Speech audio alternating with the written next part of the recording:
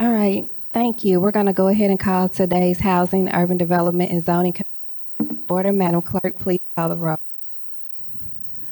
Alderman Cone, Alderwoman Schweitzer, Alderwoman Sanye, Present.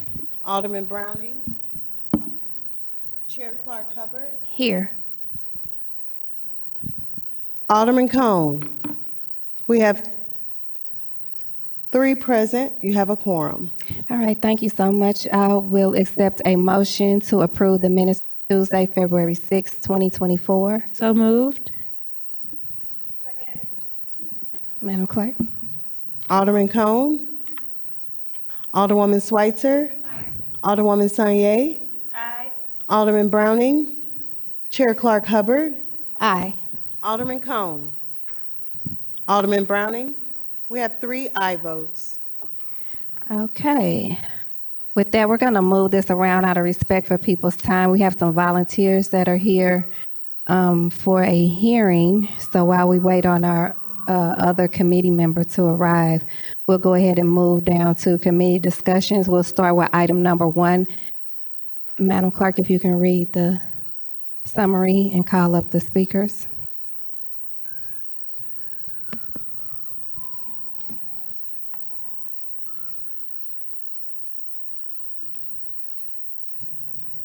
Industrial Development Authority, the committee will discuss the mayoral appointments of Mr. Vincent Young and Ms. Pamela Neal to the Industrial Development Authority. Mr. Young, if you'll come up to the mic for me, please.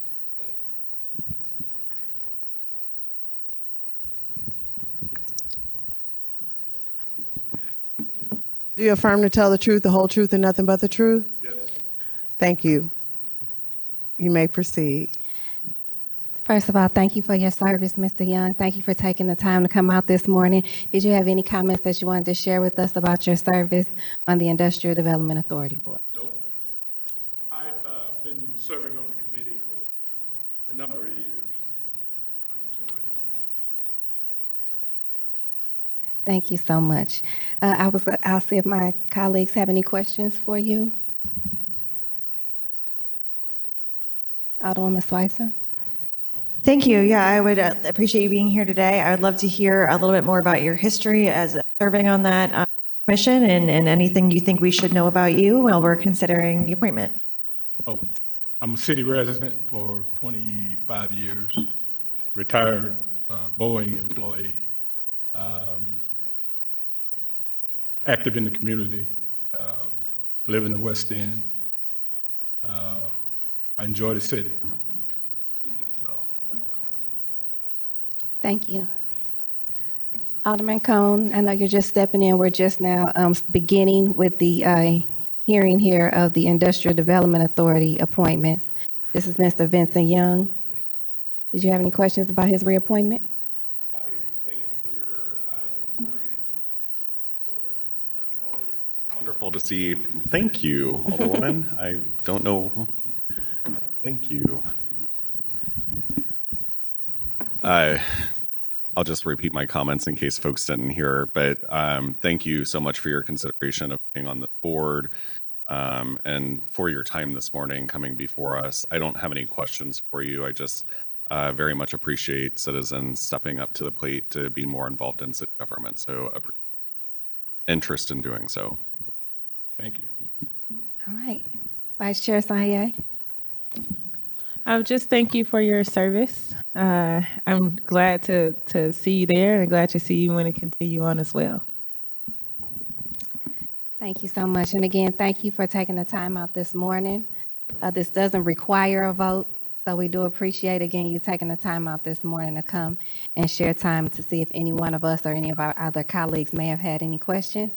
I look forward to approving your reappointment this Friday. Thank you. Thank you.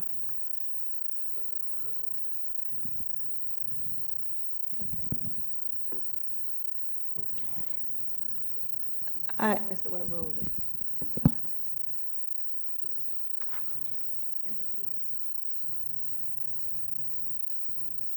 Ms. Pamela.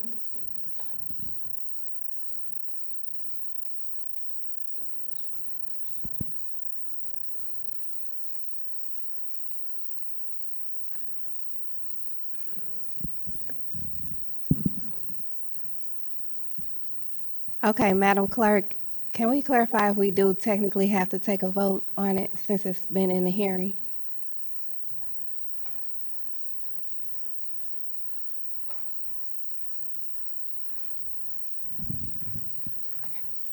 And while we're waiting on that clarification again, out of respect for people's time, we'll just go ahead and take this vote.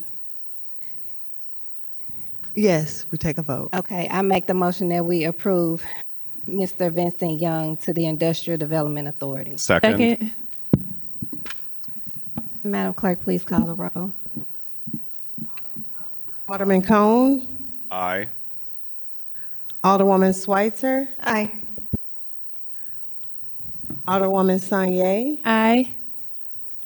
Chair Clark Hubbard. Aye. We have 4 aye votes. Congratulations again, Mr. Young, and thank you for your service. Ms. Pamela Neal.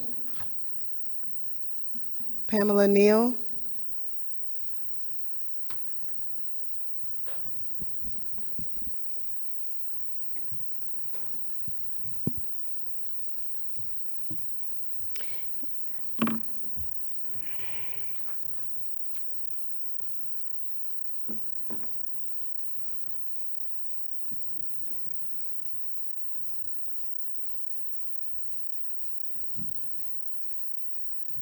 Okay.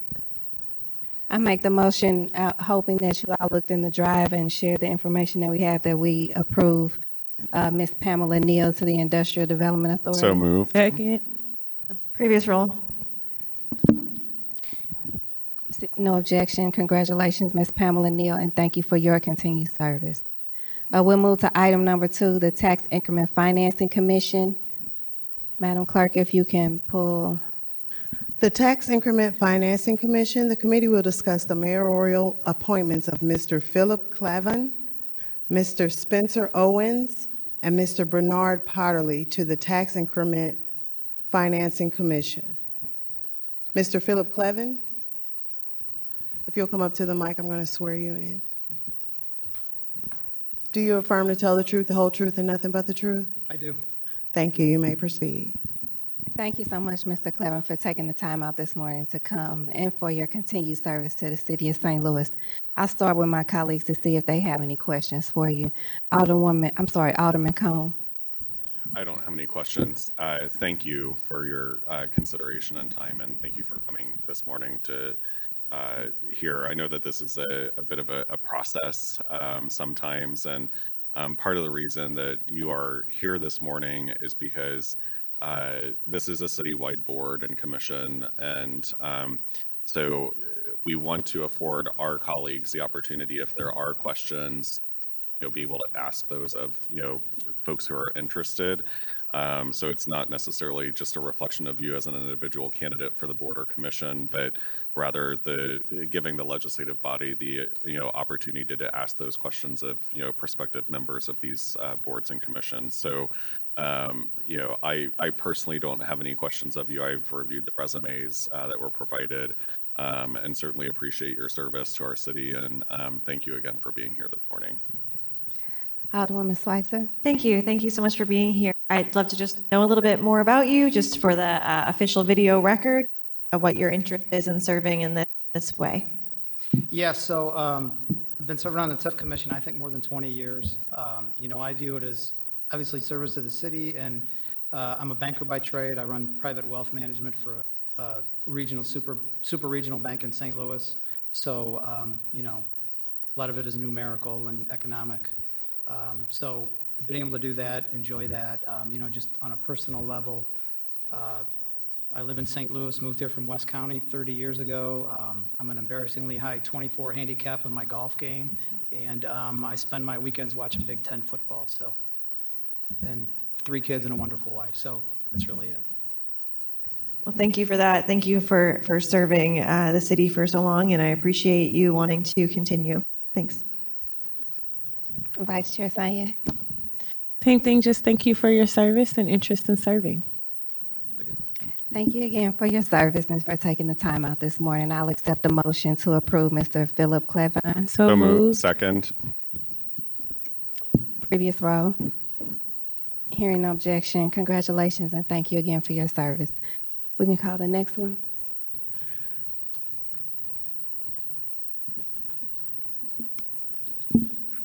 Mr. Spencer Owens? Do you affirm to tell the truth, the whole truth, and nothing but the truth? I do. Thank you. You may proceed. Thank you so much for your continued service, and thank you so much for taking the time to come here this. Alderman Cone? I've already had conversations with Spencer. He's a constituent of mine, and we had the pleasure of connecting prior to the mayor's nomination. And so I think I already expressed it in our conversation, but thank you for your interest, and I look forward to continuing the conversations. And certainly appreciate your service to our city once you get nominated to the board. Thank you. Or confirmed, rather. Alderwoman Slicer? Thank you. Same question that I've been asking, just a little bit more about you to share with the video record of this and to get to know your interest in this particular board. So thank you, or commission rather. Sure. So I've been a resident of the 3rd Ward for the past 5 years tomorrow, Valentine's Day. I live just north of Carondelet Park. I'm a practicing attorney here in St. Louis, formerly of Thompson Coburn, which is over in the U.S. Bank building, and currently at Clayco / Concrete Strategies out in Overland, Missouri. Development has always been my passion. I was a real estate and development and finance attorney at Thompson Coburn. I represented developers, banks, landlords, tenants, and purchasers of real property to, before local governments and in their various projects. I love seeing projects crop up throughout, the city and anywhere where I live. I just like following projects. I like enjoying the fruits of those projects once they're finished and seeing others as well. And I believe that, with respect to the city, if the city can succeed, then our region can succeed as a result. So I just want to play some small role in that and do my civic duty as a citizen of the city of St. Louis. Thank you. It sounds like you've got a lot of very relevant experience and it would be a great asset. So thank you so much for coming today. Vice Chair Sanye? Thank you for coming today, for taking your time to serve. I really like to see particularly more people of color become interested in development. And I think it's good for, people in the community to kind of learn more about that. Because I think sometimes it feels like it's only a certain group of people who learn about that, but obviously it shapes our entire community. So I'm just very happy to see your interest and see you willing to serve our city in this way. Thank you so much. I'm excited by your interest as well, and I really appreciate, again, you taking the time out to come this morning and your continued service to the city of St. Louis. With that, I'll accept a motion to approve Mr. Spencer Owens. So moved. Second, previous role. Congratulations, Mr. Owens, and thank you again. Bernard Powderly? Do you affirm to tell the truth, the whole truth, and nothing but the truth? Yes, I do. You may proceed.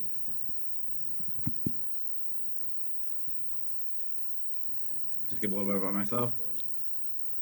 Thank you, Mr. Powderly, for taking the time to come out. I'm excited because you are an example of how we can hybrid these meetings, right? And so this is a great way for us to show how we're working and taking down some of the unnecessary barriers for our constituents to be able to participate in this process. And here for you, I'm happy to thank you for taking the time out this morning for you wanting to continue to serve the city of St. Louis this way. Alderman Cone?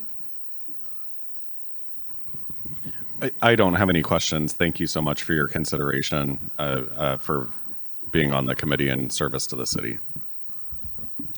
Alderwoman Slicer? Thank you. Same question that I've been asking everybody, just a little bit more about you and your interest in serving on this commission and qualifications for it. Thank you so much.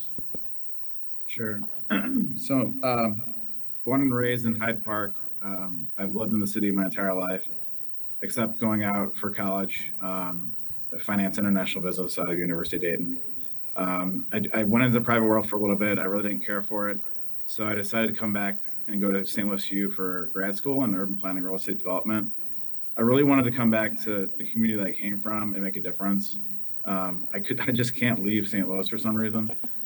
So I'm just very vested in seeing the neighborhoods come back on the north side, come back in general, and actually have a real estate company on the side that I've been rehabbing for just about 9 years now, and I have over 20 units in Hyde Park, College Hill.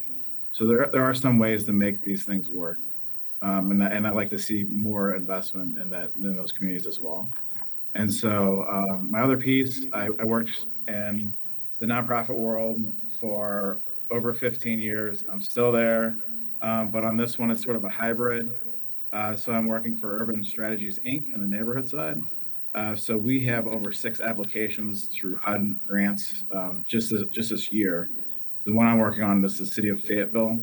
And we have over $126 million in private leverage dollars that we have leveraged committed to the application itself. And in addition to the HUD $40 million application. So what I like to see is just, investment in the communities, public-private partnerships, not investing in buildings, but also investing in people themselves. So. Thank you. I appreciate that. I definitely feel the same way about not being able to leave St. Louis. I've tried a few times, but I always end up coming back. So thank you for being here. Alderwoman, Vice Chair Sanye, did you have any questions for Mr. Powderly? Okay, great. Thank you so much, Mr. Powderly, for participating this morning, for your time this morning, for your continued dedication here to the city of St. Louis.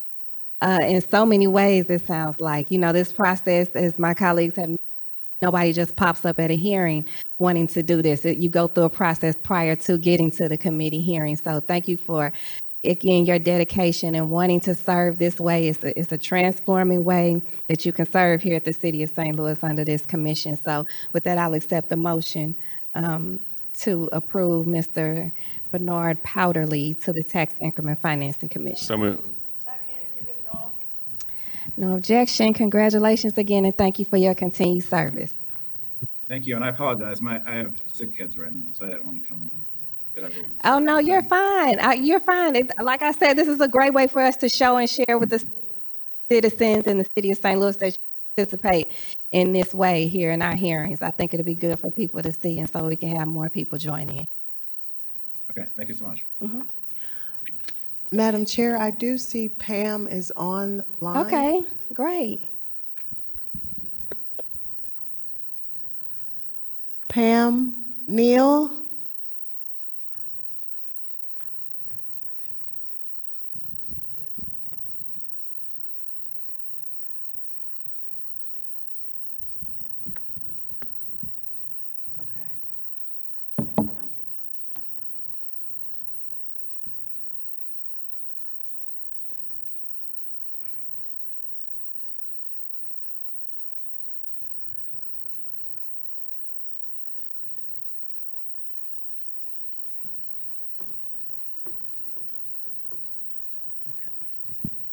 Oh, she declined.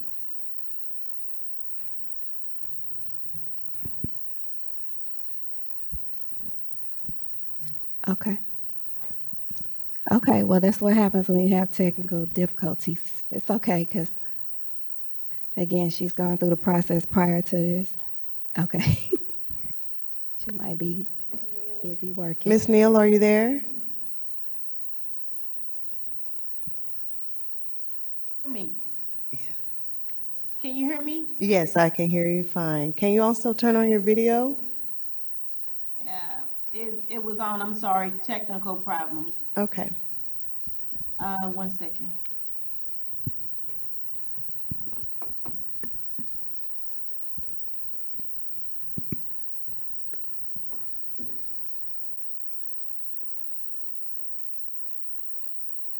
Okay. Good morning. Madam Chair, can you hear me? Yes, ma'am. Good morning. Ms. Good morning. Neal, How are you all? we're fine. We're going to swear you in, and then we're going to ask that you proceed.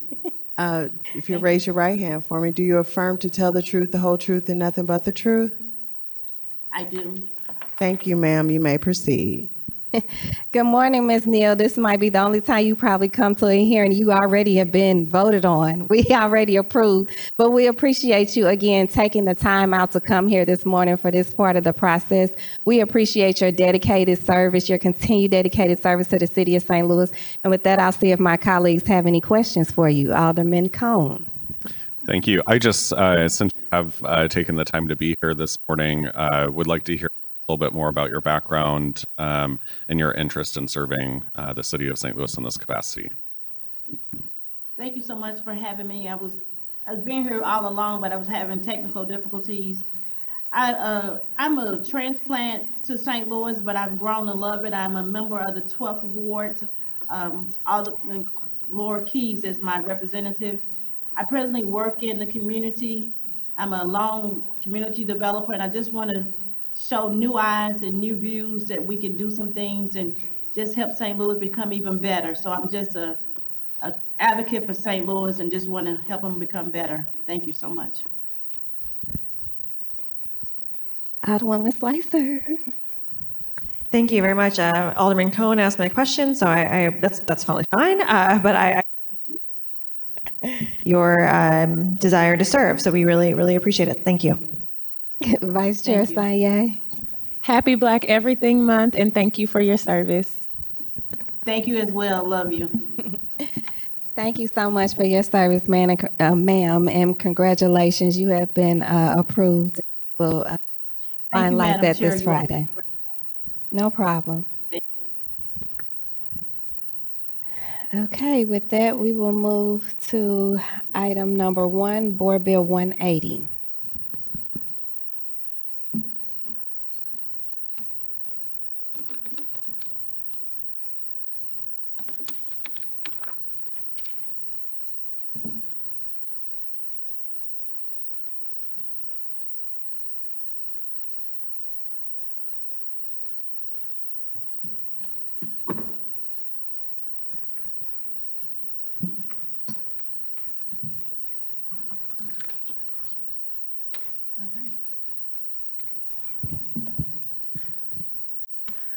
All right, good morning still.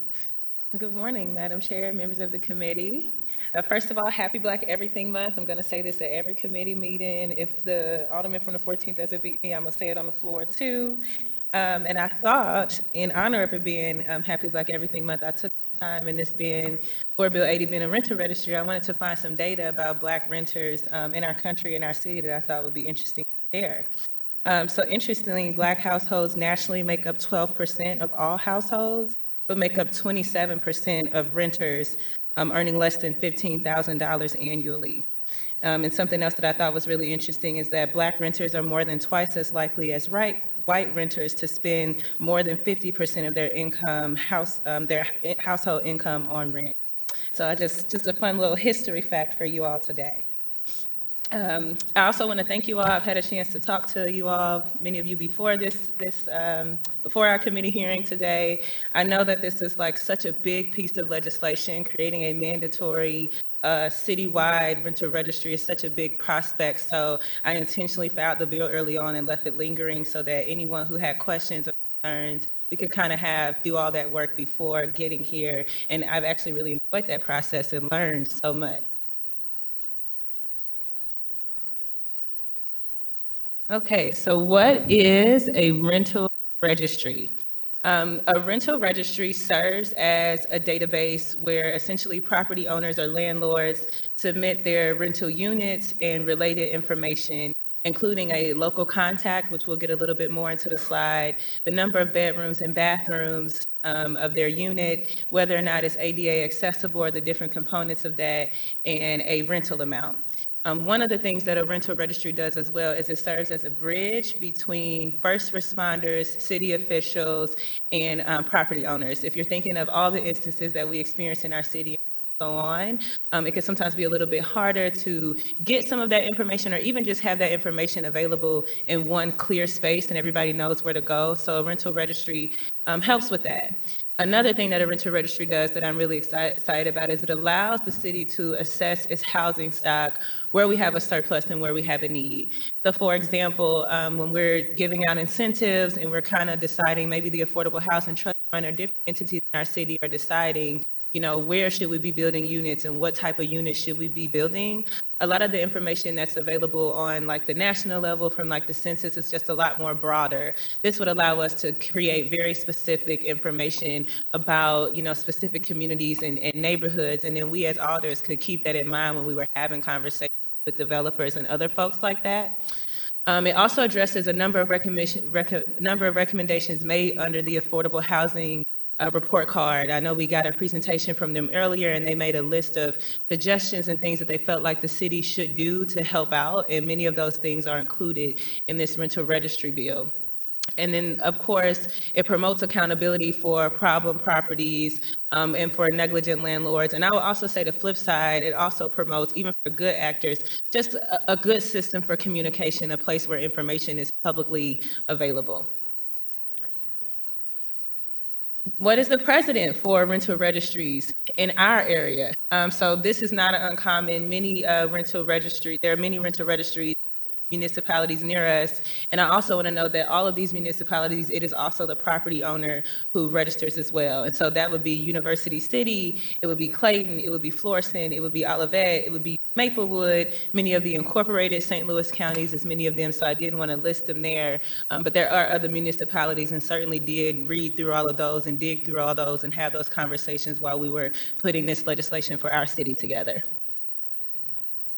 The president for, in other places, this is a common practice in Baltimore, this is a common practice in Seattle, a common practice in Los Angeles, San Francisco, Louisville, so kind of many places across our country are, this is something that's in practice.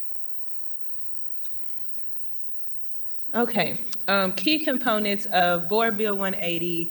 So one of the things that the rental registry does is it would put our entire city under the housing conservation program. And so it would amend that rental housing code just to have our entire city. Most of our city is incorporated. I believe there's just one ward or so that was left out, but now it's represented by a number of people because of redistricting. So this would put us all under housing conservation program, which is good because we want to have uniform practices, uniform standards. And the housing conservation program also has specific criteria about inspections and things like that, that neighborhoods in that can benefit from. It requires a landlord to obtain a certificate of inspection from the building division for a rental unit. So this is simply when you go get your occupancy permit, what you get in return from that is a certificate of inspection, but it's required now as a part of this. Mandates the designation of a local agent. So later on, I will get into an amendment around that local agent piece, but I know what most of us in our city, whether you're a resident, whether you're alder, whether you're an EMS responder, we've all had challenges sometimes getting a hold of a local point of contact. Sometimes you might find an LLC or you just might have to do some digging. And so one of the goals is to help us to address that problem. It allocates a 6% of fee revenue collected to the building division's information technology fund. So I really cannot emphasize enough how important this component is. Much of the legislation we passed, so the Airbnb legislation, this legislation, I think there's more coming, it kind of references technology that the building division would be able to get if this is passed. And so a little bit later on in the bill, it'll just explain where those fees are coming from. But essentially, we know that the building division is understaffed, just like every other department. And so like many departments, the building division wants to be able to bring itself into 2024 and wants to lean a little bit more on technology. And then again, that database we talked about where that rental information will go and things like that, putting that in one place. And allows us to collect information so that we can know as we make decisions what our rental stock is and what the quality is and just have more access to that. Okay, so some of the components of the rental registry would be, obviously you're required to have a certificate of inspection process. And so the idea is that at some point in our city, no rental unit will be able to attain a certificate of inspection without being registered. And obviously that's really tied to the occupancy permit process because that's the inspection that they have to get. So that's to kind of help with some of the teeth of this as this plays out.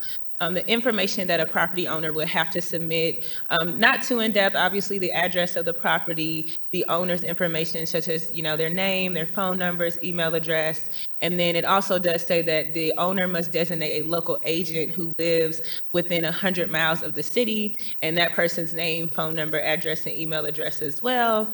And then also a good faith estimate of the asking rent. So at some point you would come and this would kind of be the information that you would submit.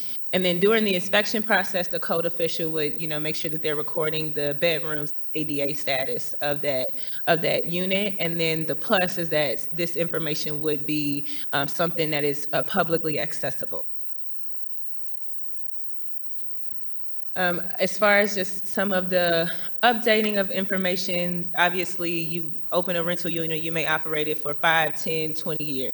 And so the owner will provide updated information about the rental registry with every change in tenant or every 3 years, whichever one comes sooner. And again, the goal is to eventually build out our capacity, increase the regularity of these inspections. And it will give us the ability to know, what our rental stock is, what we have, and what is the frequency that we're doing inspections and where we've fallen short in that. Reporting and evaluation, it's a big system. So just like any other time you're doing a brand new system, we want to have something in place so that we have a mechanism to look back and know what data to look at. I completely believe that when you start a new system like this, you have to pay close attention as you go, and you have to be ready to reevaluate and potentially make some changes according to what you've discovered are best practices and what you found gaps might be. And so some of the things that we would take a look at, any challenges that we've had with the implementation, and obviously we will lean heavily on the building division for that, recommendations for amendments or updates to increase program compliance. Again, as we start to see more and more what places are registered, what aren't, we may notice problem areas, just coming back and analyzing that information. And then an analysis of the inspection periods for rental units to get a better sense of how regular they are inspected. The purpose of this is to identify gaps in capacity and just kind of determine the increase of frequency of inspection. And we may find when we start to regularly evaluate this program, we may find that the building division needs more resources. But I know that many of my colleagues have already found that to be something that is true. So I'm sure that information won't surprise most. This bill does increase the fees for inspection. The fees have not been updated in 20 years, and they don't currently cover the cost of conducting these inspections. So it's time to do this.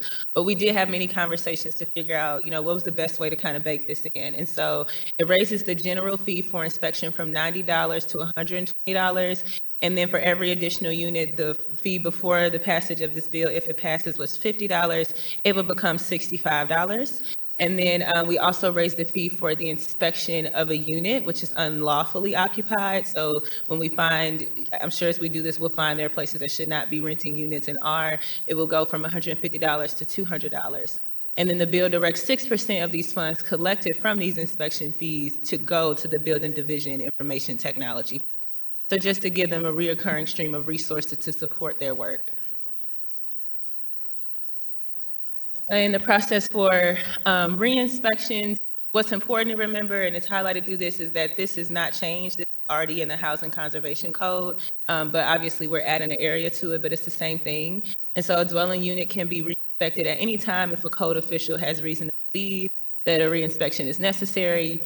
This bill does add a provision requiring that a new inspection occur, in that period that we talked about with the every 3 years, but also there's something in this that ties this change in tendency as determined by a change in utility services. Again, just the builder division kind of identifying these are some of the hindrances that we have, and these are some of the things that we can help.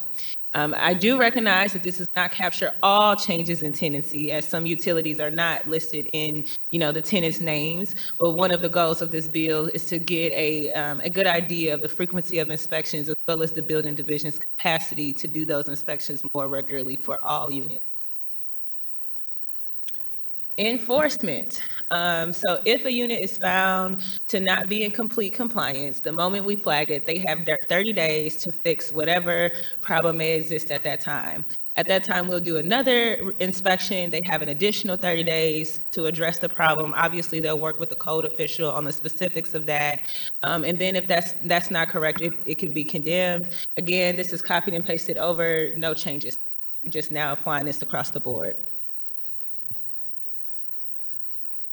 Okay, and again, these are the condemnation for occupancy. So I'm sure we're curious about what units would fit within, the process for condemnation, copied and over, no changes. But a property will be condemned for occupancy if the owner does not have an up-to-date certificate of inspection in the allotted time. A property will be condemned for occupancy if the building division finds unsafe or uninhabitable conditions. Y'all know Slim Large got plenty of stories going on with that right now. And a property has to remain vacant with no tenants or occupancy until those habitability or unsafe conditions have been addressed and corrected, and an up-to-date certificate of inspection is the standard for that. And then once a certificate of inspection has been issued, the condemnation for occupancy can be lifted. Change of utility service. Again, this not anything changed, we're just bringing it over. So whenever the utility service in a unit changes, the utility service notifies us, which triggers a new certificate of inspection process. And this is just in recognition that a change in utility does not capture, all of our changes, like I said earlier.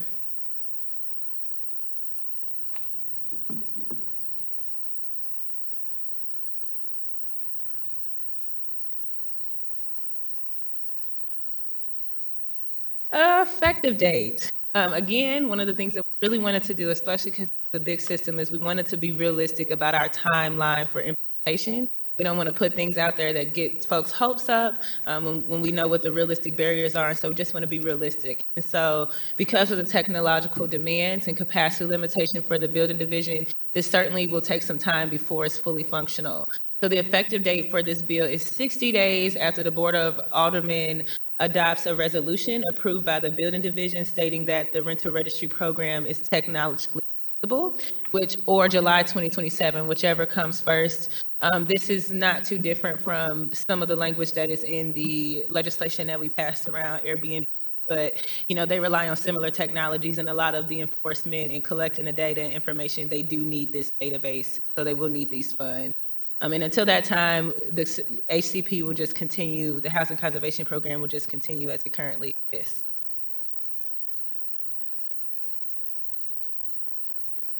Acknowledgement of partners. First off, I want to apologize if I leave anybody out, charge it to my very full clustered head and not my heart. But the President's Office was such a major partner in this. Alderman Browning was such a major partner. The Mayor's Office was a part of it. The Building Division, the City Councilor's Office, the Housing Solutions Coalition, Homes for All, and the Affordable Housing Report Card. So we had a little working group for this. For quite some time that kind of came and really talked about this and went through that. And I know Alderman Browning isn't here, but definitely want to thank him for his active participant and really engaging in that space and helping to get us to this point. Okay, I do have an amendment for you all for the bill, and the amendment is just in regards to how we define local agent. The original bill for local agent, it said that you have to live in the city, but we have some folks who are in neighboring municipalities or not far out, so this is just an amendment to change that where they can live within a 100-mile radius of the city. I move to adopt amendment number 1 to Board Bill number 180. Second. Previous roll.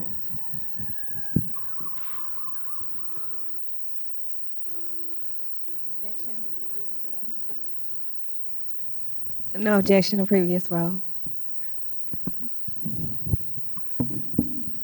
Okay, and then I do have Mr. Oswald here as well from the Building Division to speak. Also have Christine Garmendia from the President's Office, and then also someone from Legal Eastern Services Missouri is here as well.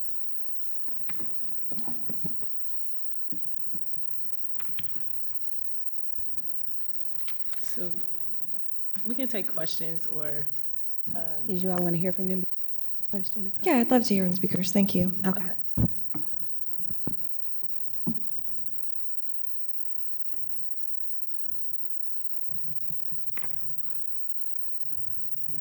I'm just going to swear you in. If you'll say your name, department, or organization. My name is Anna Carlson. I work for Legal Services of Eastern Missouri. Do you affirm to tell the truth, the whole truth, and nothing but the truth? Yes, I do. Thank you. You may proceed. Thank you. Good morning, Alderman and Chairwoman. My name is Anna Carlson. I'm an attorney with Neighborhood Advocacy at Legal Services of Eastern Missouri. My testimony in support of Board Bill 180 has been developed together with 3 units at Legal Services doing housing-related work, all of which see this proposed legislation as an important step towards housing justice. At Legal Services, we work with both tenants and neighborhood organizations every day to address deteriorated housing conditions. We believe the proposed rental registry would improve the quality and safety of housing in St. Louis by increasing transparency and introducing new city processes that will help advocates, communities, and city government better hold problem landlords accountable. Currently, problem landlords capitalize on a lack of corporate transparency. Bad actor landlords, like those who recently made headlines in our local newspapers, often hide behind legal entities and anonymity. The proposed rental registry would require landlords to disclose names and contact information for controlling officers and local agents, actual people to take responsibility for property conditions and emergencies. Too often, tenants don't actually know who owns the property that they're living in. Bad landlords also capitalize on a lack of government transparency. If properties' code violation histories are made publicly available, which isn't currently in the legislation, but which we would encourage, it would provide potential renters with crucial information about their prospective landlords. This would help level the playing field in the search for housing and give housing advocates evidence they need to make legal arguments in housing cases. It would also expand the city's ability to monitor and stop exploitive practices that hurt tenants. For the rental registry to be truly effective, the city will need to enforce its provisions strategically. First, the city should stop relying on police enforcement when buildings are condemned for occupancy, which harms tenants more than it disciplines landlords. Instead, the city should use its existing tools to enforce the bill's proposed financial penalties against landlords. This requires shifting to more effective measures than municipal housing court for collecting fines and fees. It will require the use of administrative code enforcement and special tax bills to more quickly and strategically compel compliance. The city, as has been noted, will also need to commit to funding building inspectors and working collaboratively with the building division to carry out this work.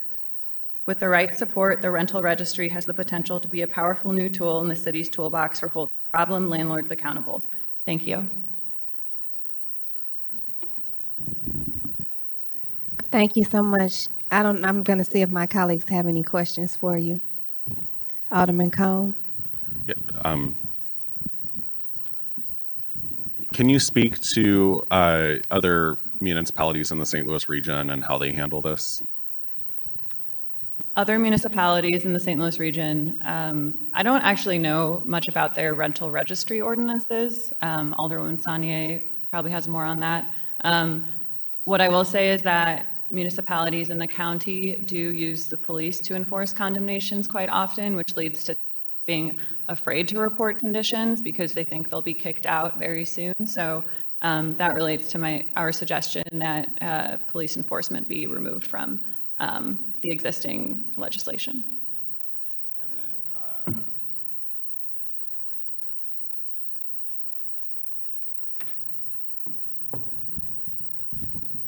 sorry, technical difficulties. Are you aware that we already do require a local point of contact for landlords in the city of St. Louis? No. Okay, so we passed an ordinance several years ago that actually requires that any property owners that live outside of the St. Louis area are required to register a local agent on their property. So you're not aware that that ordinance already exists? I don't think there's widespread compliance with that ordinance.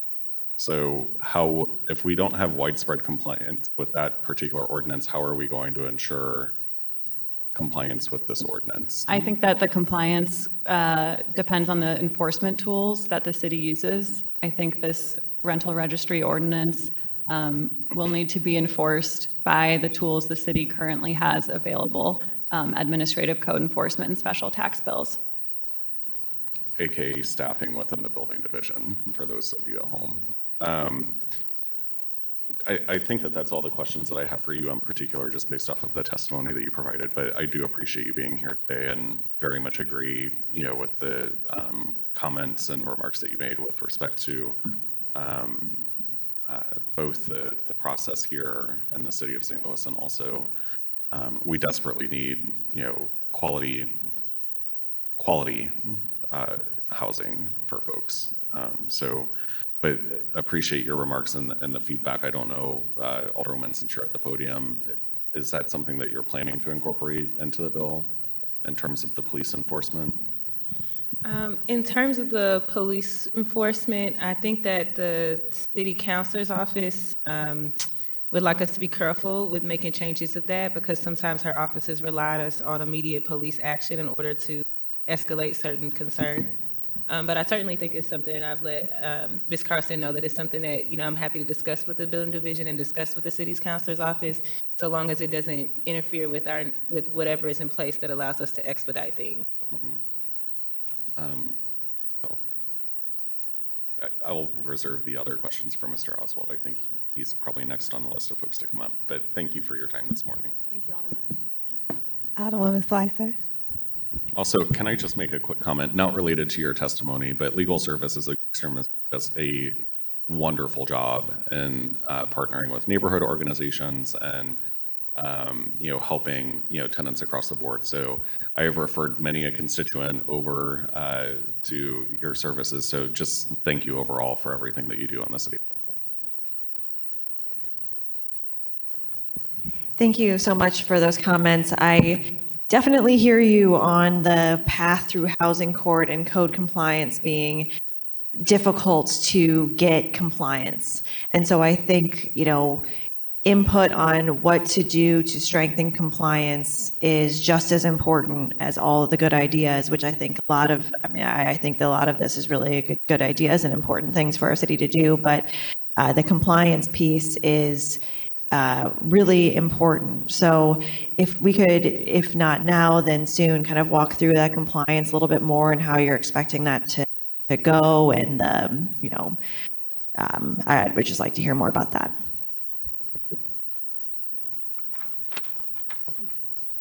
I don't know if that's going to end up being more appropriate for the building division. Perhaps, it may make sense for everybody to speak and then ask questions all together, but I'll leave that to Clerk Hubbard. Okay, I don't think I have to be sworn in since I'm a city employee. Okay. Hi, everyone. Christina Garmendia, Policy Director to President Green. But prior to my appointment, I was the founder and principal of UrbanRx, a research consulting firm based here in St. Louis.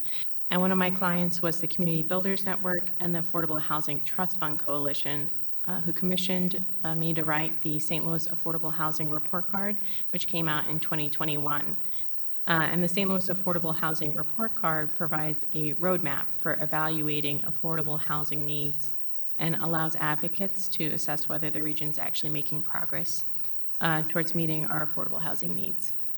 And one of the tasks of this report card was to identify goals for affordable housing, done through a series of focus groups with members of the Affordable Housing Trust Fund Coalition, which is a variety of, from nonprofit housing developers to legal services to, it was a variety of people from across the affordable housing community. And housing quality is one of the most important measures of success to members of the Affordable Housing Trust Fund Coalition. However, it is one of the most difficult to measure, given a lack of timely and meaningful data collection at the federal level or suitable data reporting at the local level. Most people in the field of affordable housing know that the conditions in which lower income families live are substandard.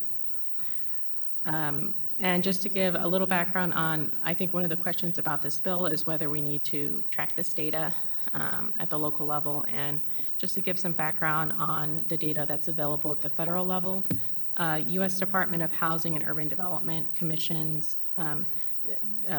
data from the U.S. Census Bureau to inform affordable housing strategy at the local level. It's called CHAS, or Comprehensive Housing Affordability Strategy Data.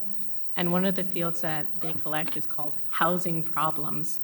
A household will be recorded as having housing problems if the housing unit lacks complete kitchens or plumbing, if the household is overcrowded, and or if the household is cost burdened. However, housing cost burden is kind of lumped in with housing quality, so it's really difficult to use this data to discuss housing quality alone. And the American Housing Survey is another product of the U.S. Census Bureau, and it's a longitudinal survey of housing that's conducted every 2 years. It collects data on housing quality, including physical problems in plumbing, heating, electrical, and upkeep, interior conditions such as pests or interior damage to floors, walls, and ceilings, exterior conditions such as a sagging roof, broken windows, missing bricks, and water leakage. However, this data is only available for the St. Louis MSA, so that includes parts of Illinois, and it's really good data, but it's old, and so the last time they collected it for our region was 2011. And it's old, and it's not targeted for use at the city level. And while doing the Affordable Housing Report Card, I was using only publicly accessible data, including looking at what was available for the St. Louis City and St. Louis County. And for the city, we do have an open data portal, and our building division does publish data on it. And as far as city data, the best measures of housing quality we have are code violations. So housing with code violations are an indication that housing units are not being well maintained. And so while the building division does publish data on code violations, they can't specify whether the properties are residential homes occupied by renters, because we don't know which properties are renters or are rental properties. So, and not to mention that data collected about building conditions is currently really biased based on our code enforcement system. It's based off of complaints, and it's not a comprehensive inventory of what buildings have which problems or which units have housing quality problems. So it's very much a function of who calls in a complaint, and renters are less incentivized to call in problems that they are having with their units because of that condemnation for occupancy. Let's see. So I think the rental registry corrects a lot of those issues in terms of having data that allows us to understand housing quality, and it would be a great benefit to the city. So the other measure of quality that the report card looked at was accessibility. The most basic requirement for accessibility is entryways without steps. Other accessibility features include lower kitchen counters and sinks, wide doorways, zero entry showers. Private residential housing is not subject to ADA accessibility requirements, and we don't have estimates on the number of accessible housing units in the private market, so we have no idea. But when we did look at subsidized units to understand how many of them were accessible, we really we estimated that the subsidized housing market only produces 2 to 3% of the regional need for accessible units. And just for reference, close to 25,000 St. Louis residents have what's called an ambulatory disability that impacts their ability to walk. So they need an accessible unit. So if you do some math, there's many, many people in St. Louis living in units that are bad for them. The rental registry would be a substantial steps towards achieving 2 of the recommendations from the Affordable Housing Report Card, which is asking the City of St. Louis to disaggregate data on code violations by tenant-occupied residential properties, so it would allow us to do that. And then it asks for the city to inspect private housing stock for accessibility requirements such as no-step entries. So the preservation of existing affordable housing, not just building new, is really key towards our strategy of achieving affordable housing for all. This establishment of the rental registry is a policy supported by my boss, President Green. And it's also a best practice that we hear in the code enforcement community. I was part of the group that attended the Strategic Code Enforcement Management Academy in June 2023, along with many members of our working group. It was a cross-departmental team organized by Homes for All, and Vacancy Collaborative was part of it, Building Division, Problem Properties Division of the Law Department, code enforcement officers from both Health and Building Division. So this was rental registries was just one of the best practices mentioned as part of that conference, and I attended some of those sessions specifically on rental registries, so tried to incorporate those best practices into this bill. And the data points proposed in this rental registry, just in short, are things that would be actively useful. We would really be able to use it to tailor our housing development strategy as a city. It would inform decision-making about CDA money, where the Affordable Housing Trust Fund would be really helpful for us to really maximize the impact of the limited funds the city can provide. So, thank you.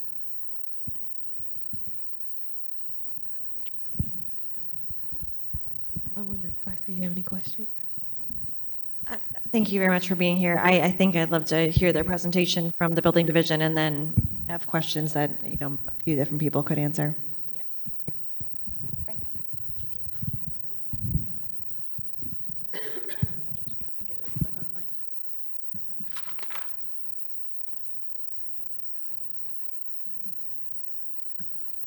Good morning, Madam Chairwoman, and I don't really have a formal presentation. I'm happy to take some questions if you'd like at this point. I will say that, we worked together with this working group for some period of time. I think this is something that our technology and our ability to do this would certainly be amenable to, and we do have a lot of this data, a lot of this information that we already really obtained. So it's just a matter of redoing some of what we already do in a manner that provides that data and shares it with everybody. So. Sure. I'd love to know a little bit more about the compliance point that was made about how to make sure that folks are complying and what the steps will be in the process if there's a lack of compliance. Okay, in housing conservation, I'm going to date this back to the late 80s and early 90s, before most of you guys were born. When the city started doing this, I would argue that there's a very consistent track of that you can really see where our housing patterns fell off with those wards at that time that did not adopt housing conservation. The deal is that, once we require that inspection and we require it prior to somebody moving in, we have the ability basically to affect the owner by saying you can't rent the unit. That is the strongest method we really have to prevent, and require people to do what's necessary. And we would continue to follow that same pattern. Our ability to condemn a unit, if they do move somebody in illegally, that type of stuff, and work with the police department, work with, the community as far as trying to get the folks relocated and that kind of stuff, that all remains the same. So, certainly we can put people in court. We can fee them and stuff like that. As you guys know, housing court is not the greatest vehicle for getting property maintenance done on properties. I would argue that your best method continuously is to try to prevent the unit to be from rented or any rent collected on that unit. Can you talk a little bit about the timeline presented in the bill? And this may be a question for Alderman Sonnier as well. Just the fees would increase now, but the possibility of the program not going into effect until 2027, or do the fees not increase until the program goes into effect? The problem we're having is that for whatever reasons, there was money allocated for, our technology for the building division. As you know, most of our stuff is online. Most of it is pretty up-to-date modern stuff in which the user goes online and pulls their permit or does whatever application for zoning or for housing conservation or whatever their particular need is. But there seems to be an issue with some of the funding, and I've just been not able to get that straightened out, in the past since last June when the new budget came into effect, or July 1. So, it's the mayor's office is trying to find some alternative funding for it, but we haven't been able to do any technology stuff. And the company we use is, busy with other projects as well. And I just foresee this taking quite a bit of time if we, aren't able to move until next July again.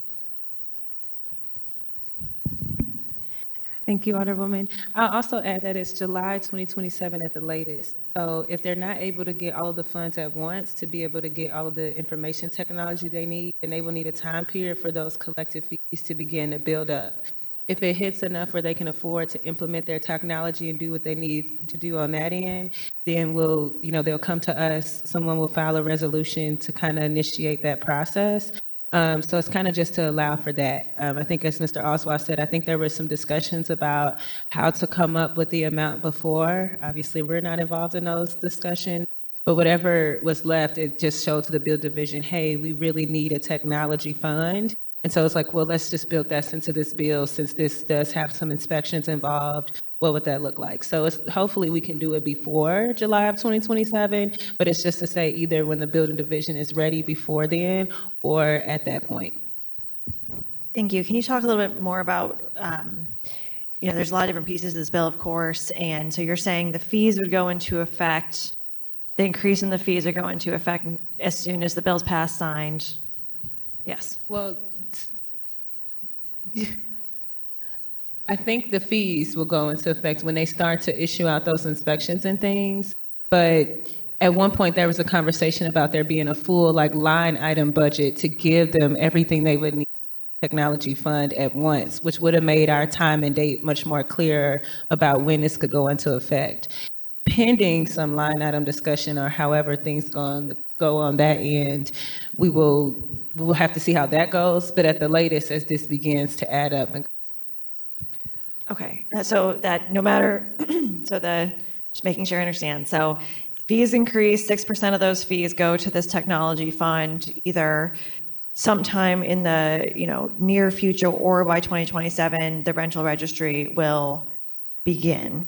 What I am confused about, I guess, is what that means in terms of data collection. Is data being collected and just not published between now and whenever it starts, or will what is this bill passing when it passes do, and then what other kind of future pieces will we be looking at? For sure.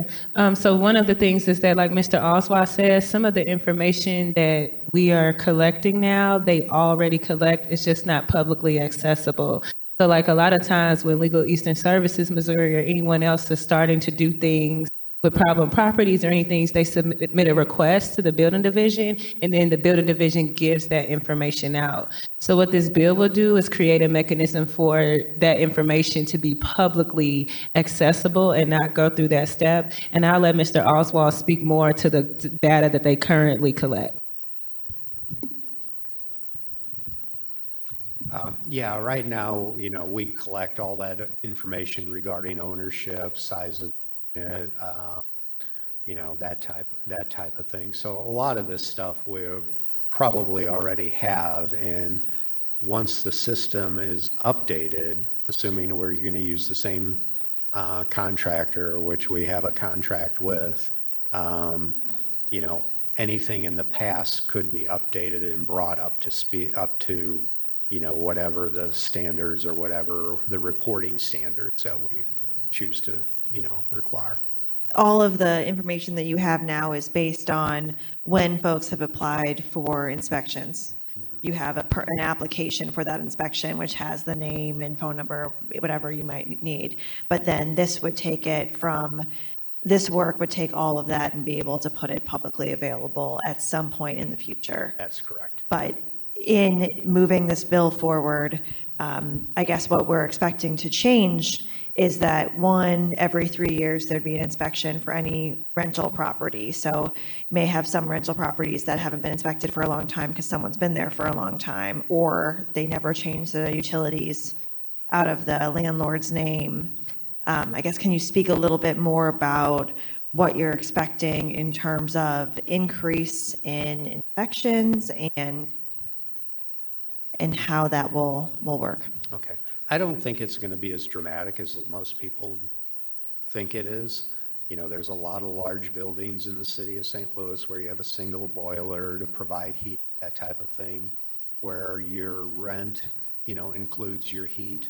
And I shouldn't say there's a lot, there's a number of buildings.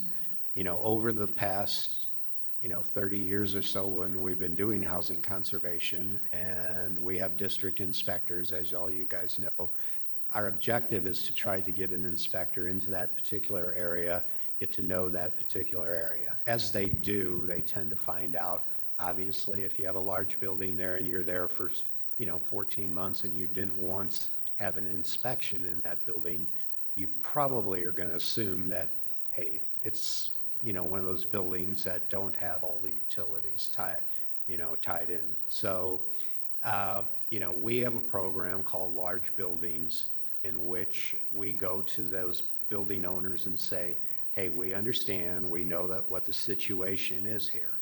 In order for you to comply with the ordinance now, we're going to require you to do a third of your units every year. So we allow them to go online. They go ahead and they establish a large unit data point with us, or basically a application.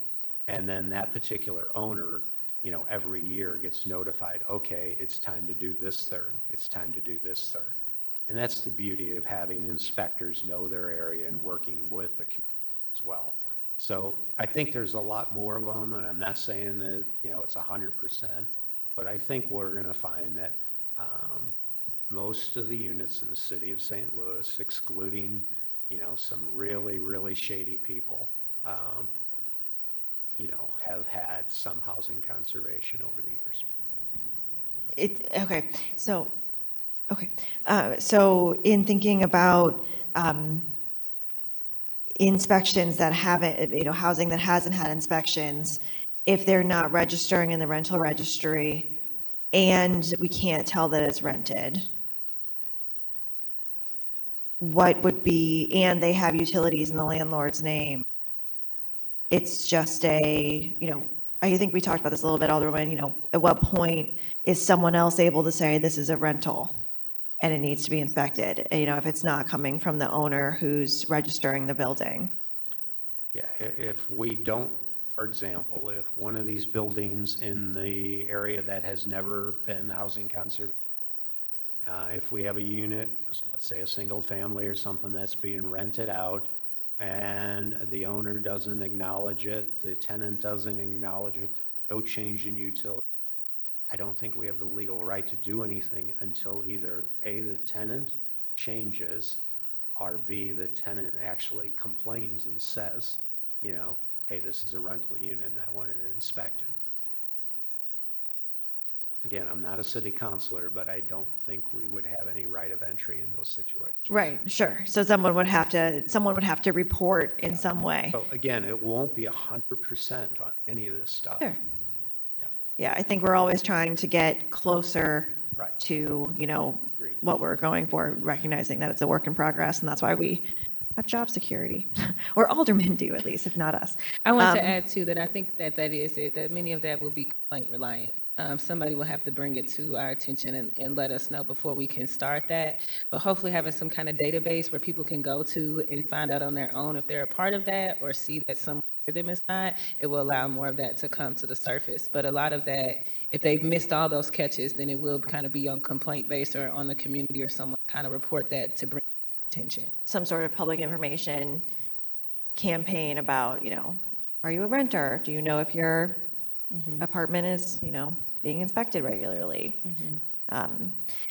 Yeah, I appreciate that. I think the information about what's already tracked versus what would be new versus, how it's presented is really like kind of the crux of this bill is, figuring out how to get it in front of people.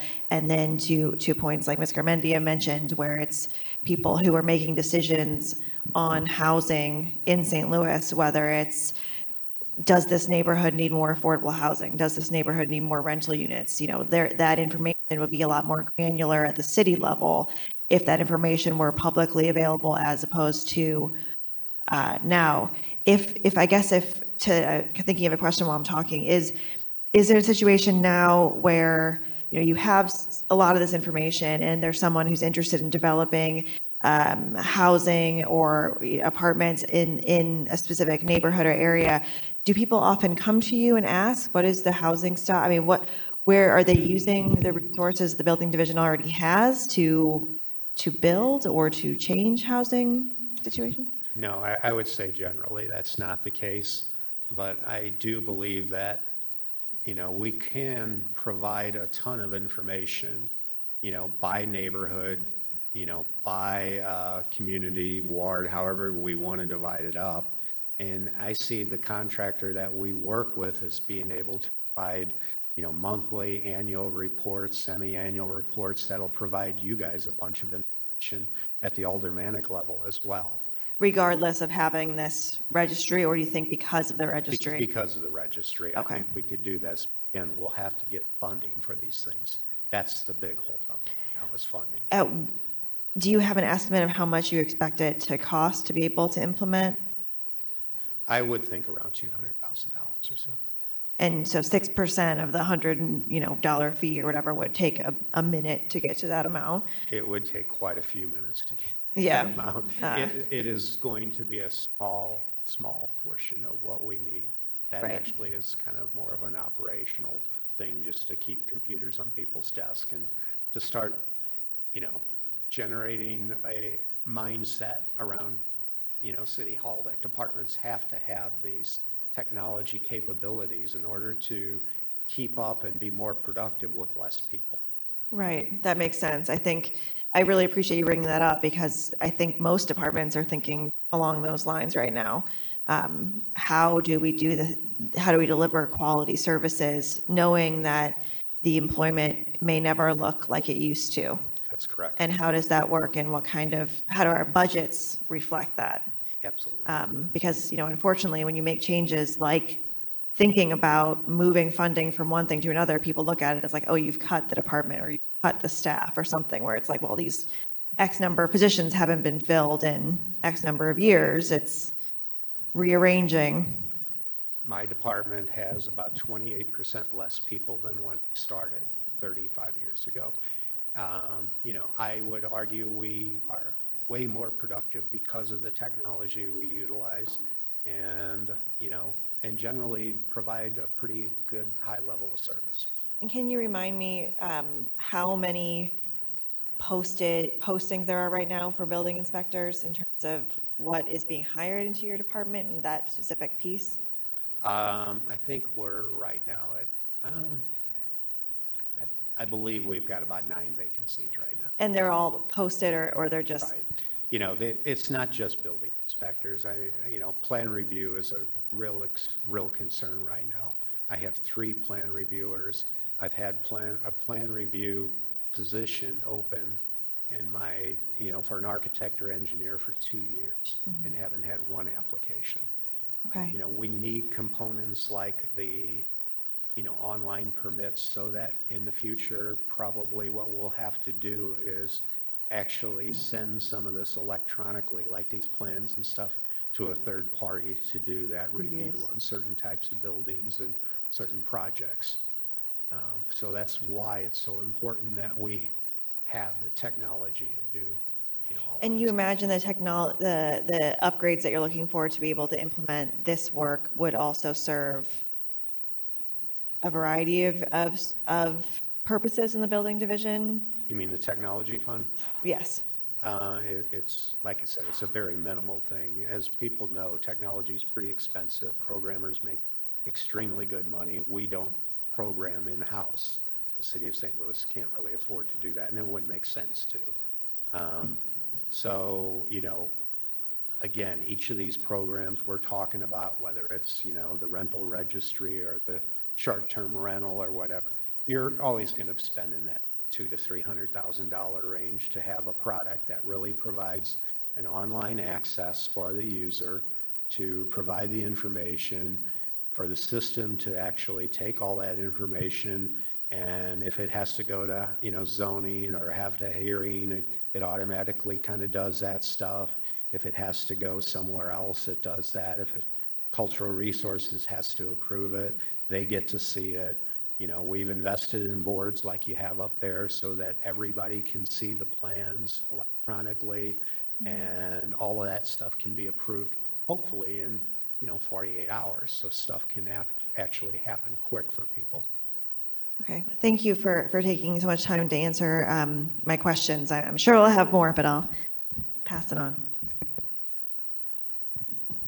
Alderman Cone. Thank you, Madam Chair. Mr. Oswald, good to have you before us. Always a pleasure. Can you tell me the last time that the fees were increased? Wow. I probably had brown hair then, so it's probably been 10, 15 years. 20 years. 20 years, yeah.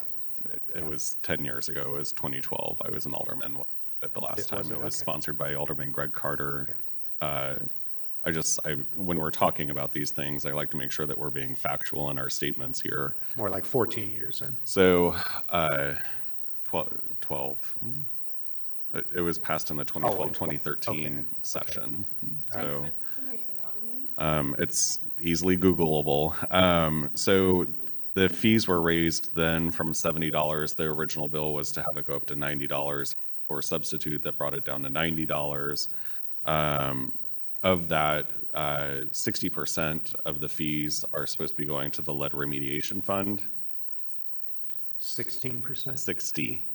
60. Oh, okay, yeah. Yes, there is a percentage that goes to lead. Is it 60% that's legislatively it stated that 60% of the fee was supposed to go to the lead remediation fund. Correct. Does that happen? I believe it does, but the fund is then used to pay employees. So are we actually using the lead remediation fund for the purposes of lead remediation? In some cases, we do. We continue to receive funding from the federal government that was not expected to continue. So our lead program is healthy, and we do receive, I think, about $1.3 million per year from the federal government that pays for the bulk of our lead remediation programs. But that would not be from the legislatively from the fees that were collected, the 60%. That's correct. Okay. The theory is that the inspectors who do the housing conservation also are doing a cursory lead inspection, as you guys know, at the time of change. So that's how the budget division goes ahead and justifies using that money for our employee salaries. But they're not actually remediating it. They're just identifying lead Correct. within the property. Correct. So they're not doing any of the remediation work. No, but we do a fair amount of remediation work, and any of the stuff that's not funded through federal government money, we utilize our lead remediation fund for. But our lead remediation fund is healthy. Yes, there's over, I believe, $2 million in it at any given time. You talked a little bit about, and I want to be clear, there are wonderful elements in this bill. The expansion of the Housing Conservation District, that's something that I've been a proponent of for as long as I've been an alderperson. And as of the last, kind of census, the wards of 28, there was only one ward that was not participating in it. It was the former 18th ward. Prior to that, I think when I first got elected, we had 3 wards that weren't participating in it. So it was kind of quite the feat at that point in time. That board bill that I just referenced, actually, that Alderman Carter sponsored, was the board bill that expanded the Housing Conservation District the last time, which was 2012, 2013, to include all wards except for the 18th ward. So we made some great strides back then. So, here we are continuing the conversation and momentum. And then also, I, in theory, don't really have an issue with increasing the occupancy fee. I think, 10 years and plus years is, a rather lengthy time to, not have increased the fee. But I think my concern is that, particularly when we're legislating that these fees are being increased for the purposes of a particular issue or topic or, purpose, that we utilize those fees for the purposes that we have legislated, which is always a concern for some reason. I'm not sure how that happens in our budgeting process. I know how it happens, but I'm frustrated with how that happens in our budgeting process.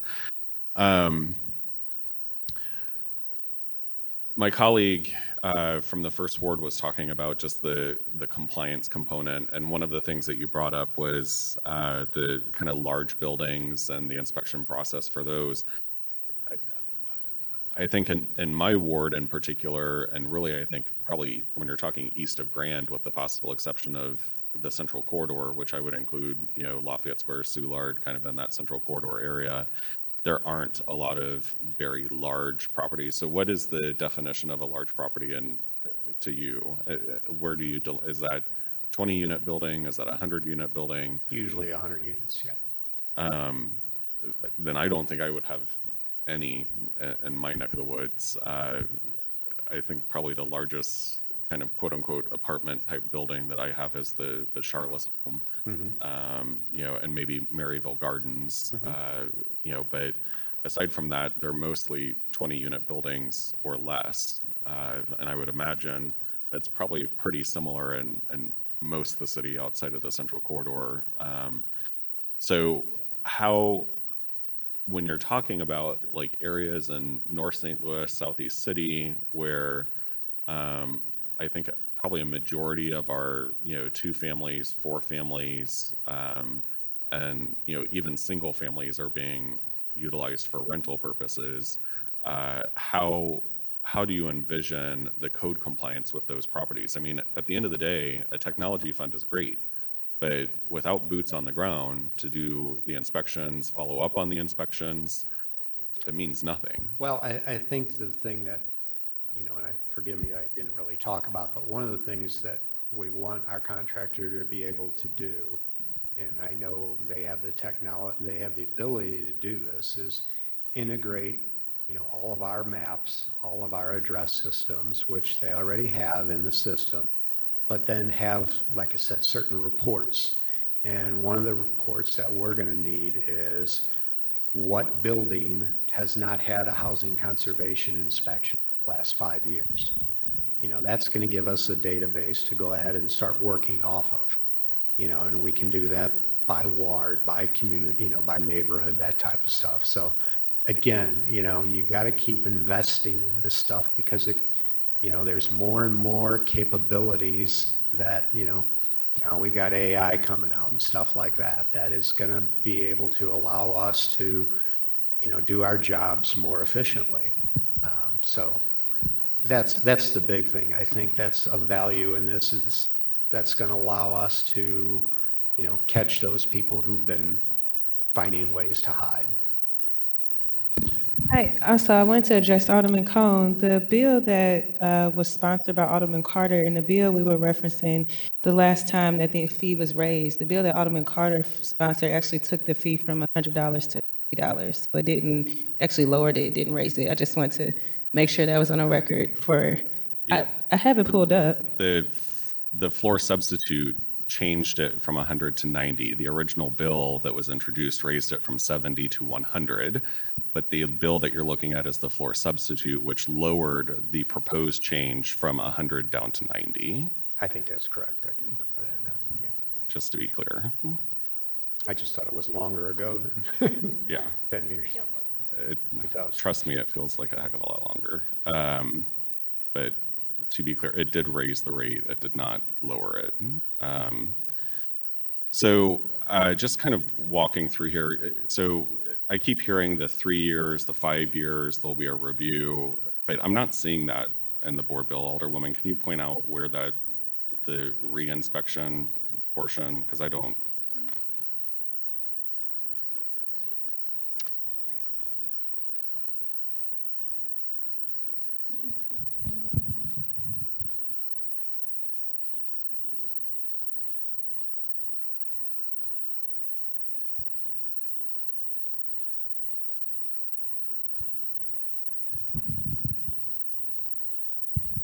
Yeah.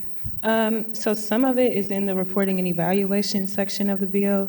I think some of the specifics are not specifically said. It just says to evaluate within that time and look at these things. But it would be in the reporting and evaluation. It was just in our working group. We talked through some of the specific information that we would likely be reevaluating connected to this. So, but as it pertains to Board Bill 180, it's not currently provided in there that there's a reinspection every 3 years or every 5 years. Oh, no, sorry, I thought you were asking about the reporting. Yeah, there's a section in there. I have to pull the part with the for specific part that does say 3 years or when there's a change in tenancy. I'll have to pull the specific line language for you. I see the change in tenancy in here. I don't see a reinspection every 3 years.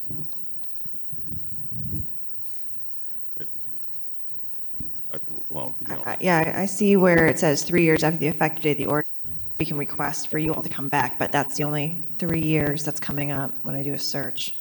Okay. You can whisper that in my ear, Alderwoman, but Okay. I have the floor. So I want to make sure that we're being clear with what's in the bill right now. And so, the bill itself, expands the conservation district. It establishes the technology fund. It increases the fee. 6% of the fee is supposed to be going into the technology fund. Establishes the rental registry. It requires, landlords to register. Although required, I would say is a probably loose term. Because as my colleague from the First Ward pointed out, unless there is a change in tenancy or if there's a change in the utilities, we would not know that there is a change in occupancy at that building or a change in ownership as well. So change in tenancy, change in ownership, or change in the utilities would be the three ways that we can figure out whether or not a property has changed hands and would need an inspection. Aside from doing regular inspections and knowing each of the properties, each of the owners, each of the tenants that live there, and having, inspectors, more than 3 inspectors per ward that are out there. You mean like on an annual basis? On a more than annual basis. Are we still doing a third of the ward every year? What are we? Okay. I've not been able to do that for years. No. So what are we doing now from just an annual inspection process? Or are we? We do not. I just have not had the staff to do that for years.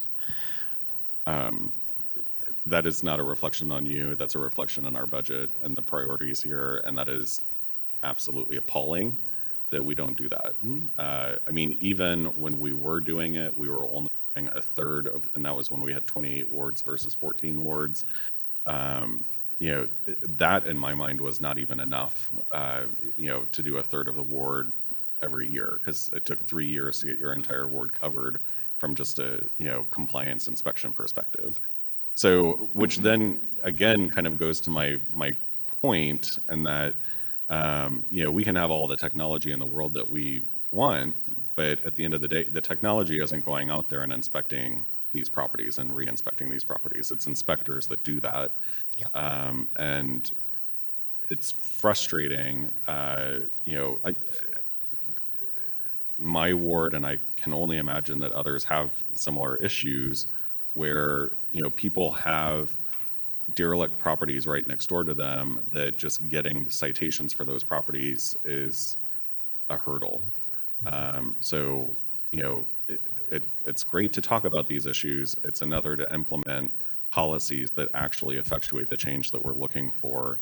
And without a properly staffed building division, I've said it on the floor of the Board of Aldermen, this is not a reflection of either one of you, but I've said it on the floor, I've said it in various committees, without a properly staffed building division, we cannot do these programs the way that we want them to work. Whether that's the housing conservation program, whether this is, the rental registry, once we get it, this passed, it will not work unless we properly fund and staff the building department. It's just plain and simple.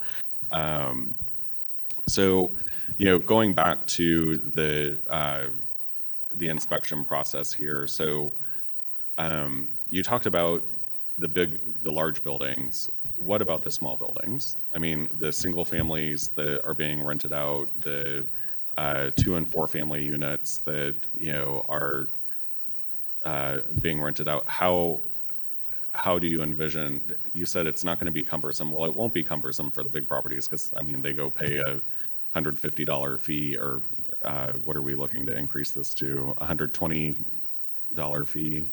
And then, we're doubling the per unit fee from, I think, 50 to 100. So they pay those fees and then they're done.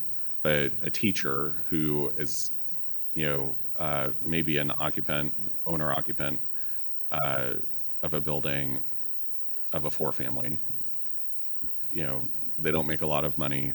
They're doing their best to keep up with the property. How do you envision this process working for someone like that? So the owner occupant, if they continue to live in one of the units, you're saying? Correct. I don't believe we're requiring a new inspection except every 3 years, right? Yeah. Are in change in tenancy. So the owner of that unit, would, be required every 3 years. To be clear, that's not in the bill currently. So I know. Right. Okay. Yeah. Well, and also I think that's what this process is for. So I don't have the bill in front of me, but certainly I'll go skim, and obviously that's our intent. We discussed this several times in meetings, so I'll go add it. So, I think that's part of what these meetings are for, and our legislative process is for. But we keep talking about it like it's in the bill. So I just want to make sure that we're clear in terms of what's before us right now. Historically, we have not required the owner of a property to have a new housing conservation inspection every 3 years. If you if you own your own home like you do, Shane, or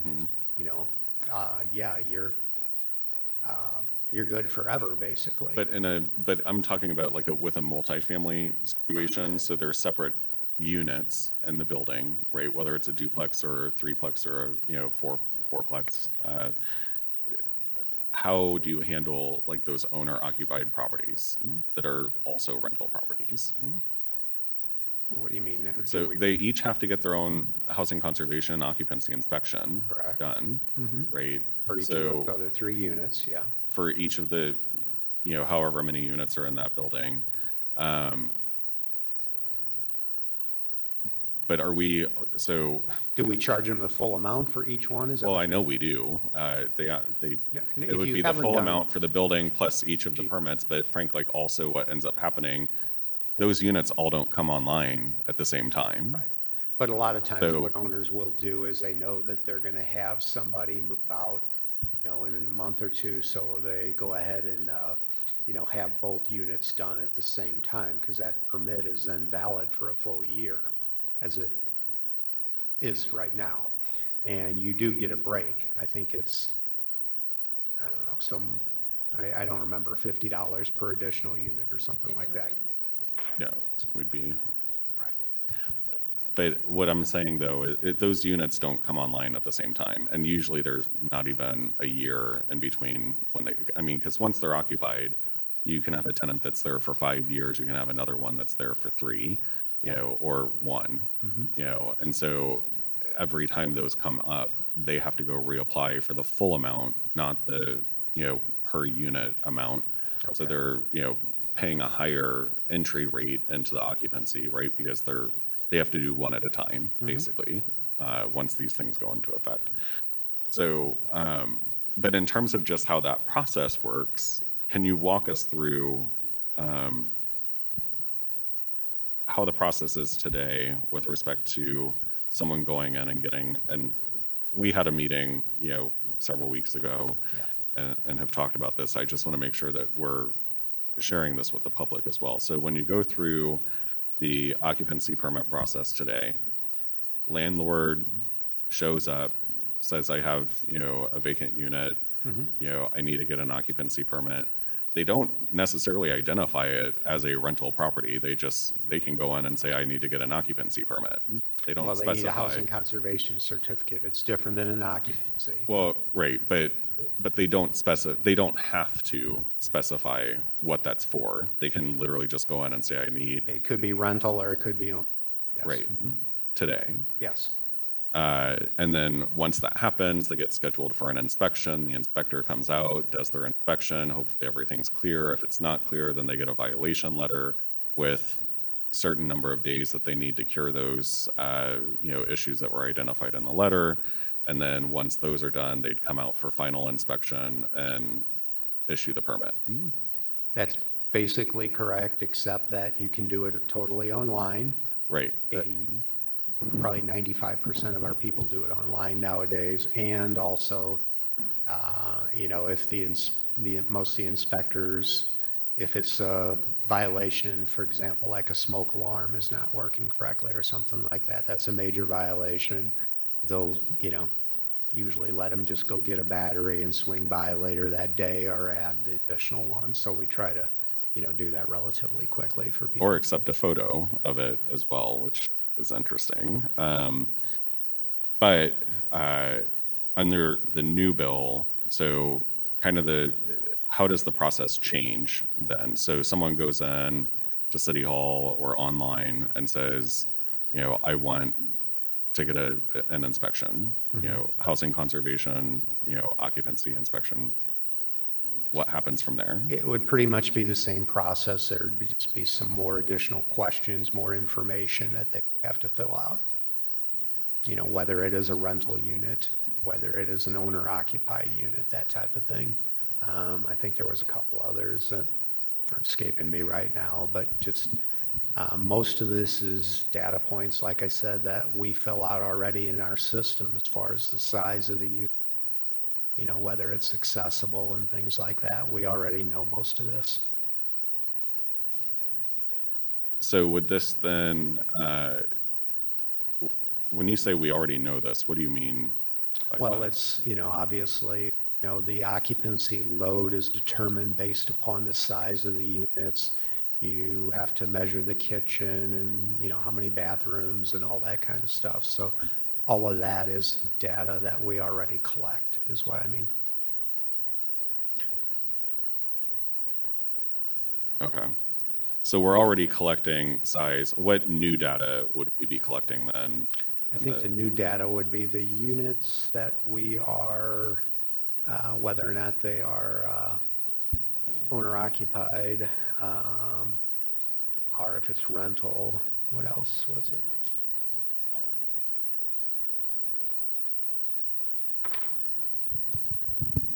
As far as new data that's added, the big piece is number one, just identifying whether or not it's a rental unit. Like he mentioned, we don't have anything anywhere kind of letting us know, or there's no place when you register to indicate how the unit will be operating. That's why I mentioned the short-term regulation bill as well, because that will even play a part of like, you know, is this going to be a rental unit? Is this going to be a short-term regulation, or is it owner occupied?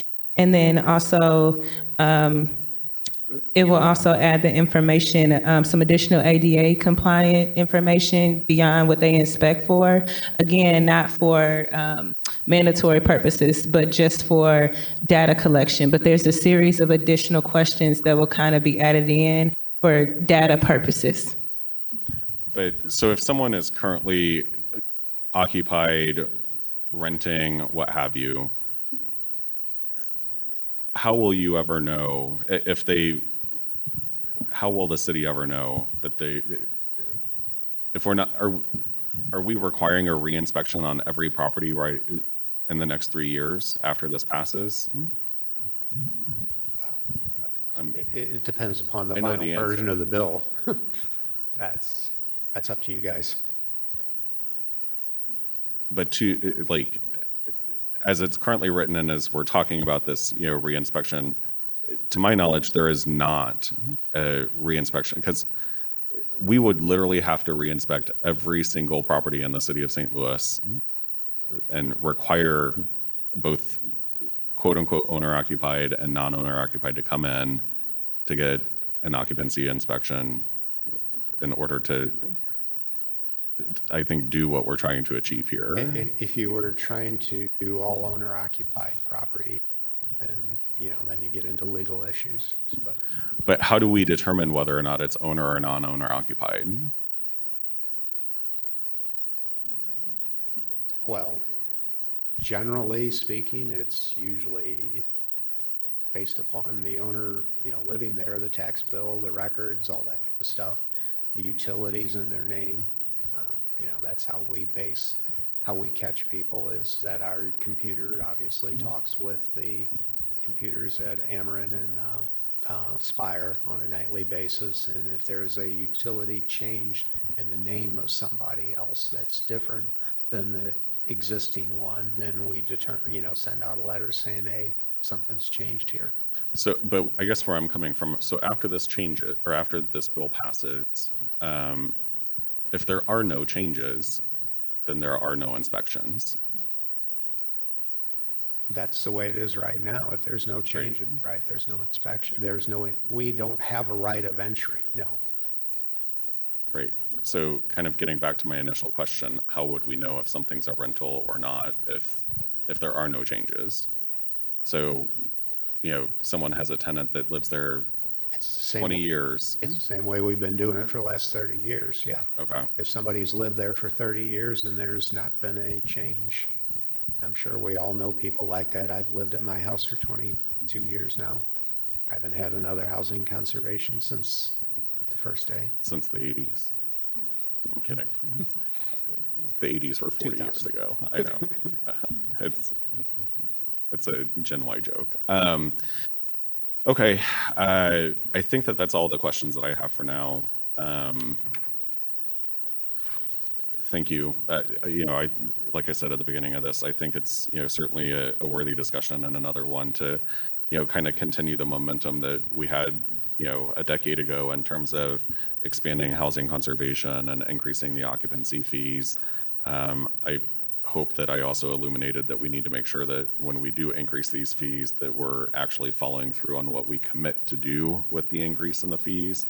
I think that that's very problematic when we're voting on these things and then they don't get used for their intended purpose after we do that. So thank you, Frank, for being here. I would agree.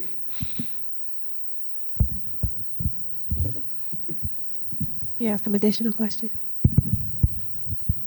I guess my only question is there probably will be more changes to the bill and we'll come back sometime. Just go. Okay.